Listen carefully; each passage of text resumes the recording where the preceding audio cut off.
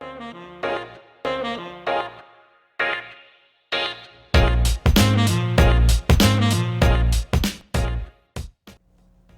everyone, welcome to another episode of Wisco Whiskey Review. My name's Jeff, and today we are going to be looking at the Old Grandad 114. Now this is a Kentucky straight bourbon whiskey distilled out of Jim Beam in Claremont, Kentucky. This is a 114 proof, as the label states. That's 57% alcohol by volume, or ABV. The brand was started by Raymond B. Hayden back in the 1800s, and it was named after his grandfather, which was Meredith Basil Hayden Sr. Now that's the same family that is known on the Basil Hayden line, which is another Jim Beam product. So Basil Hayden makes a bunch of different types of whiskey, different expressions and whatnot, but that's also all under the umbrella of the Jim Beam Distilling Company. As far as the proof on this, it's 114, but the Old Grandad also makes an 80, an 86, and the Bottled in Bond, which is 100 proof. So there are different proof points on this bourbon. Now I believe all four of those are the same mash bill. The 86 proof might not be able to be found anymore. I don't know if they're still producing that. I know the Bottled in Bond is, and the Old Grandad, the 80 proof, is still in production, but I don't know about the 86. But anyways, that mash bill is 63% corn, 27% rye, and 10% malted barley. So it's a little bit high on the rye factor there, so you're gonna get a little bit more spice. And with this being 114 proof, that ethanol or that alcohol kick and that burn is gonna kind of work with the rye spices there to be kind of a hotter whiskey to drink. On my videos here, what we're gonna do is look at the color, we'll look at the nose, the palate, the finish, and the value. Now I'm not gonna judge the color at all with any kind of points or anything. We'll just take a look at it. But for the other ones, we'll give it a 1 out of 10 as far as ranking this and how good I think it is. Now again, this is just my opinion. This is just my palate, so your palate could vary. From mine, it could be completely different, and that's fine too. Everyone has their own tastes. Everyone has their own experience with things, their own experiences from life to draw certain flavors or spices from. So that's kind of the interesting thing about whiskey tasting, is you never know what kind of flavors you'll pull out from certain brands, certain expressions and flavors and everything. So, all right, with that said, let's look at the color here. Now, this is a non-age stated bourbon, meaning it doesn't have a minimum age statement, but with it being a Kentucky straight bourbon, that means it has to be at least 2 years old. So, and again, with straight bourbons, the longer that those sit in the cask, the more color they're going to pull out of the wood being charred. It'll make it darker. And you cannot add any kind of additives as far as the colors go for straight bourbon whiskey. With bourbon, as long as it's sitting in the barrel, that's all you can do. All you can add is water. So any of the darkness and the color from bourbon or straight bourbon, that's going to be straight from the barrel. It's not going to be any additive colors or anything. So this one is kind of it's a light copper.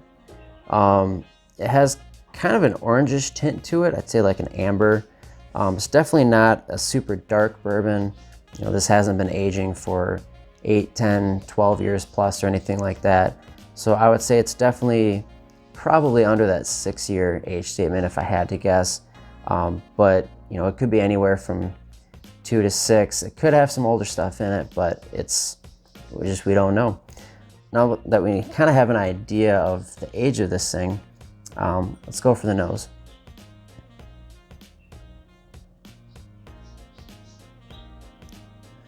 All right, so again, what I'm doing as far as nosing it, I usually move the glass from side to side and back again, just in case one nostril is a little plugged up than the other one. And then what you do is you usually want to open your mouth a little bit to let that air kind of flow from your nose to your mouth, and that gives you a little bit better of a nosing sensation. You'll be able to pick out a few more scents and flavors from that than you normally would. So off the bat here, I am picking up a little bit of that baking spice, and there is a little sweetness there. You've got your typical bourbon, your caramel, vanilla notes coming up there, but the spice is pretty prevalent as well. And I'm also getting some citrus too. I don't know if that's an orange or a lemon. but there's a little bit of citrus. It kind of goes along with that spice as well. Sometimes rye will turn up as citrus notes for some. And I mean, there is that ethanol burn a little bit. Now, this is the first whiskey I've had today. So, and as far as the nosing goes, the first one as well. So this being 114 proof with something that high, you might want to start off with something like a little bit lower, maybe an 80 proof or an 85 proof, something like that to kind of acclimate your palate a little bit, acclimate your tongue, so you're not just waking it up full ethanol coming at you. But there is some good notes coming off of this one. Like I said, the ethanol burn is there a little bit on the nose, but you do get that sweetness, brown sugar, vanilla, and caramel, but you also get the spice and some other things. So it's not just the ethanol up front. All right, so now that we've nosed it, let's go in for a taste for the palate. Cheers, guys. Whew. All right, so this one I'm definitely feeling the burn right away. It's from that 114 proof. Now, I've been drinking lately some lower to mid-proof whiskeys. I've been drinking some Scotches, some Irish, and those tend to be a little bit lower proof.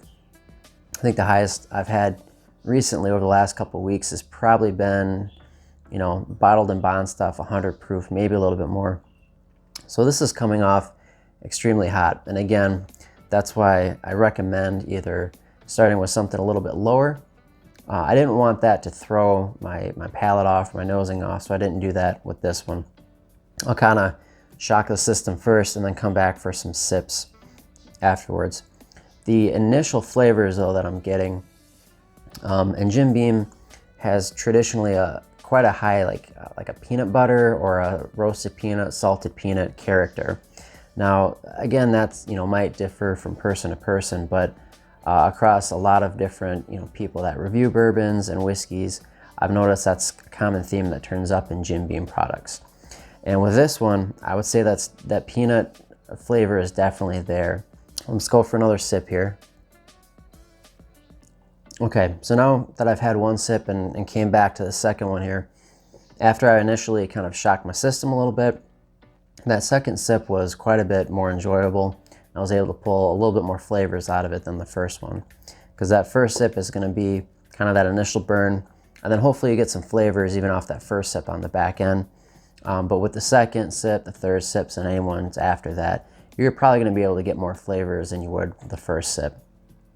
So again, kind of like with the nose, you know, you get the baking spices, caramel, vanilla, like a lot of bourbons you would, but that peanut flavor is definitely coming up kind of foremost in the foreground there. Again, which some bourbons have, some don't. Jim Beam, their products tend to have that. And we're not scoring it, I'm just kind of try to get a general sense of what we're dealing with here, and then kind of go back and score it quickly after that. But I do enjoy that palate. It's very, you know, very flavorful. That 114 proof definitely delivers those flavors pretty well too. Sometimes with 80% whiskeys, you just won't have quite as many flavors, where it's just harder to pick out because of the low proof point. You know, a lot of times when you amp up the alcohol, it'll amp up the flavors as well. So that's a very good palate. I do like that. Now we'll go into the finish here. We'll see how long it lasts, what flavors that are on the back end of the tongue, if they're the same as the ones you get on the front and the mid palate here. For the finish here, again, because of the higher proof at the 114, that alcohol is kind of carrying those flavors and letting them last quite a bit longer on the tongue than you normally would with a lower proof bourbon. Now this one, I've had some other bourbons recently where the tail end of the finish was mostly just baking spices, cinnamon, clove, nutmeg, things like that, allspice. But this one, you get a lot more of that sweetness kind of carried through on the back end there, which I really like because I tend to enjoy sweeter bourbons and whiskeys. I kind of get disappointed when the finish is just baking spices and it doesn't have as much of that sweetness. Now I don't know if it's that peanut characteristic that was coming through, if it's more of the caramel or the vanilla, but I'm definitely picking up a little bit more sweetness on the back end than I have been with some other ones. So That's a very good finish. As far as the length goes, again, that burn, it kind of keeps going a little bit longer than some of the other ones as well. I'd say it's about medium to medium long in the finish. It's not the longest finish I've ever had, but it's definitely not short either. Again, there's some scotches, Irish whiskeys, even some 80 proof bourbons where you drink it and then almost instantly, after it goes down your throat, it's just, you don't get any more flavors out of it. So this one keeps going for quite a long time. Okay, so now that we've looked at the nose, the palate, and the finish, before we go into the value, I'm gonna go back and kind of start ranking these, giving some points.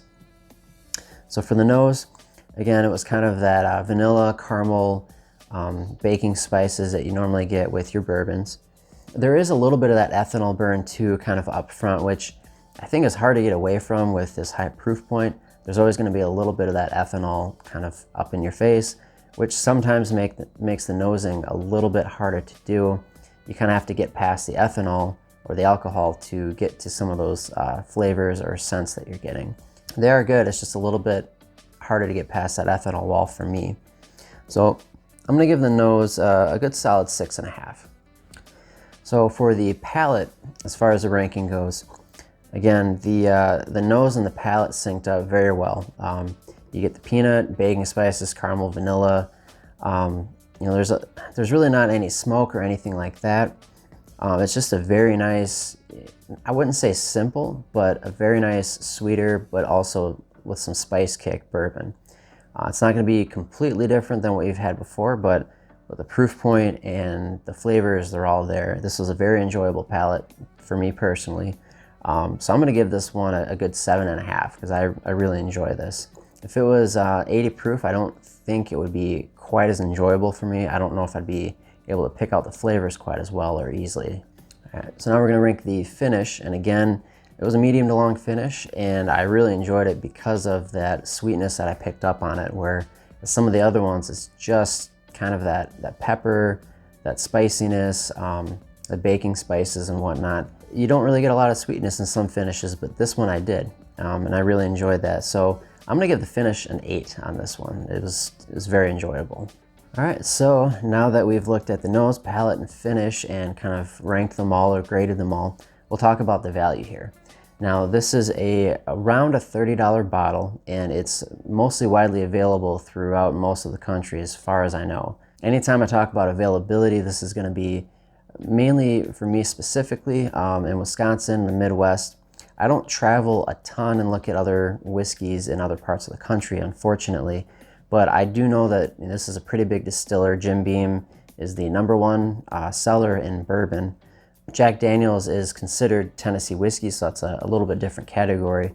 They do sell more whiskey than Jim Beam does, but Jim Beam, as far as bourbon goes, they sell the most in the country. So big distiller. The Old Grandad, I feel like is still a pretty well-known brand. A lot of people know about it. So it's going to be available at $30. I think this is just a fantastic bottle, to be completely honest. I'm not a Jim Beam fanboy or anything like that, but I'd say if you're going to get a Jim Beam product, this is probably one of the ones you want to get. 30 bucks, widely available. The proof point is just phenomenal as well. I can't emphasize that enough because I've had Basil Hayden, I've had, your regular white label Jim Beam, and you just don't get the flavors that you do out of this. And I think a lot of it has to do with that lower proof. So with this, it just ramps up everything. I said, as long as you don't hate peanuts or peanut butter or anything like that, because this definitely has that characteristic, at least to me. You could not pick that up too. You could drink this and it just tastes like your typical, caramel, vanilla, a little bit of oak maybe, but for me, this is just a sweet, well-balanced bourbon here. So the value, I'm gonna have to give this one an 8.5 because I think it blows a lot of other things kind of out of the water at that price point. And with it being widely available from a reputable brand, everything's just there for the value. All right, so that brings us to our total score here, which ends up being a 30.5 out of 40.